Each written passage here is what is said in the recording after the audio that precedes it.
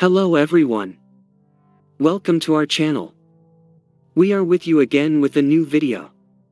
This week, we have prepared a video for you of the must-have rules that should be applied in trading. Most of your trading result in losses, and if you can't figure out where you're doing wrong, this video is for you. To maximize your profits and minimize your losses, we have set 7 golden rules that you should pay attention to in trading. So, what are these 7 golden rules? The first rule is to buy at the appropriate level. One of the most difficult issues for traders is to be able to determine the entry point of the trading. If the trading has been entered from the wrong point and prices action in the opposite trend, fear and panic begin and finally the trading can be stopped with great loss. In order not to experience such situations, there are some methods for determining trading levels. The first is to enter trading in the direction of trend. In order to enter in the direction of the trend, a significant trend must occur in the chart. Every touch after the first 2 touches to the trend line can be considered as a buying opportunity. The image contains an example of trend trading. There is an uptrend in the chart. The third theme of prices that touch the trend line twice can be considered as a buying signal. However, before entering to trading the trend line, it is important to use candlestick patterns such as bullish engulfing and morning star as trend confirmation. In addition to candle patterns, Heikin-Ashi bars can give you a hint of trend approval in the chart. The second method used to enter the trading at the appropriate level is to trade in the direction of trend change. To trade in the direction of trend change, again a significant trend formation should be observed in the chart. Breakout of the trend line can be considered as a buying opportunity. The image contains an example of reverse trend trading. There is a downtrend in the chart. After breakout of the trend line, it is seen that prices have risen. The third method used to enter the trading at the appropriate level is to trade range trading. This method is preferred if price actions are oscillating between a specific support and resistance line. Every touch after the first 2 touches to the support and resistance line can be considered as a trading opportunity. The image contains an example of range trading. Prices oscillated between resistance and support line for a long time gave the opportunity to trade in this range. The fourth method used to enter the trading at the appropriate level is to trade breakout trading. This method is preferred if the chart has any formations, such as double bottom, ascending triangle. Breakout formation resistance can be considered as a buying opportunity. The image contains an example of breakout trading. After the breakout of the resistance line of the ascending triangle formation, it is seen that prices have risen. The fifth method used to enter the trading at the appropriate level is to trade pullback trading. Breakout trading occasionally leads to risky trading. Because sometimes there are fake breakouts in the charts called bullish or bearish traps. In order not to fall into such traps, waiting for prices to pull back to the broken resistance line can be considered a buying opportunity, as it is a more prudent approach. The image contains an example of pullback trading. First, prices are on a downtrend. After the breakout of the resistance line of the consolidation period that occurred afterwards, it is seen that the prices pull back to the same line. After pullback, prices appear to have risen. The sixth method used to enter the trading at the appropriate level is to trade divergences trading. Sometimes price actions and indicators are divergence. While the price is lower low, the indicator can make a higher low. Or while the price is higher low, the indicator can make a lower low. In such cases, the second price lows can be considered as a buying opportunity. But keep in mind that you must use divergence as an indicator, not as a signal to enter a trade. The image includes an example of divergence trading. Although price action has made a lower low, the indicator has made a higher low. After the divergence, it is seen that prices have risen.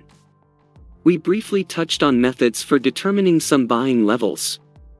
To learn more about these methods, you can click on the suggestion card that appears above. The second rule that you should pay attention to in trading is to create strategies that have been back-tested. It is risky to use any strategy or indicator without testing. It can lead to great losses. The generated strategy in what financial asset, in what time and in which input range it gives the best results should be tested in detail. For example, the MACD indicator give us the best results, at the ounce silver, in the 3-hour chart, at 7 to 22, 7 to 23 and 7 to 24 input ranges. The third rule you should pay attention to in trading is to determine the take profit, stop loss levels. If you are trading, you should place a stop loss just below your buy level to minimize your risk. If prices fall below this stop loss level, you prevent a possible major loss. In the same way, you should know how to take profit by setting a target. This will function as your self-control mechanism. Actions taken without setting a target are like going on a journey with no end in sight. After you stop loss or after you take profit, prices may continue to rise. Remember, you won't always get the right decisions for trading. Once you have closed a trade with a profit or loss, you should focus on other trades. The image shows an example of the importance of stop loss. Let's say we buy with thinking that prices will rise after the fourth contact to the support line. Contrary to what we thought, prices fell during the continuation of the price action and our stop loss level protected us from loss. The fourth rule you should pay attention to when trading is to do not take excessive risks. Risk and profit are concepts that are directly proportional. As the risk ratio taken in a trade increase, if the trade is correct, the level of profit also increases. However, the increase in risk is a situation that reduces the possibility of profit in the trading. On some platforms, overly risky trading is made by using systems such as leverage, which provide high percentage returns, and unfortunately, most of these transactions result in losses. For example, if 5 USD loss is incurred because of any transaction entered, this loss increases to 50 USD when 10-fold leverage is applied. The fifth golden rule is to be calm and patient. If, after entering any trade, you panic and act hastily by looking at the usual fluctuations in price movements, you may find yourself in a series of mistakes. Other revenge decisions taken in a panic to correct a wrong decision you have made will lead you to take a lot of actions and increase your loss. The sixth rule you should pay attention to in trading is fear of missing out. In short, we can call it FOMO. A trader who thinks he will miss a great buying opportunity will buy with this urge as prices rise. The price down that occurs after any trade leads to panic and, naturally, loss. However, there is always opportunity in the markets.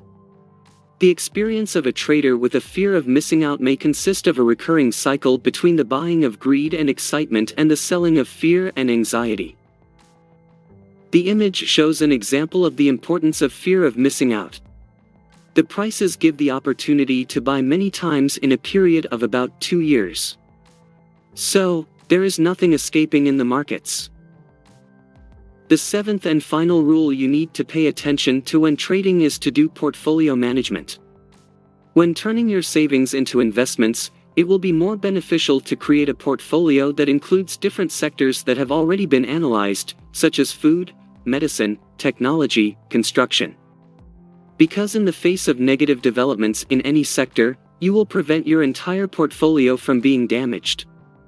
A diversified portfolio will always minimize risks while maximizing your profits. The fact that the securities in the portfolio belong to known companies is another issue that is at least as important as the diversity of the portfolio. Because these companies have a strong and stable performance financially, they are much less volatile. For this reason, the company structure should also be taken into consideration in stock selections. Of course, the rules to be considered in trading are not limited to 7. There are many more rules. However, we have presented the 7 most important ones. We have come to the end of our video here. Thank you for listening to us and wish you lots of profit.